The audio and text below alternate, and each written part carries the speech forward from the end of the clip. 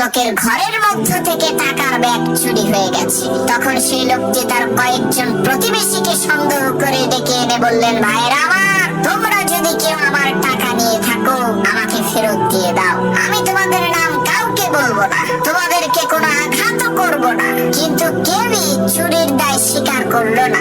তখন সেই লোকটি তার প্রত্যেকটা প্রতিবেশীর হাতে একটা করে 1 ফিট লম্বা কাঠি ধরিয়ে দিয়ে বললেন, এই কাঠিগুলো আমি দেশের নাম করা একজন কবিরাজের কাছ থেকে নিয়ে এসেছি। তোমাদের মধ্যে যে আমার টাকা চুরি করেছে আগামীকাল সকাল বেলায় তার কাঠিটা 1 ইঞ্চি লম্বা হয়ে যাবে।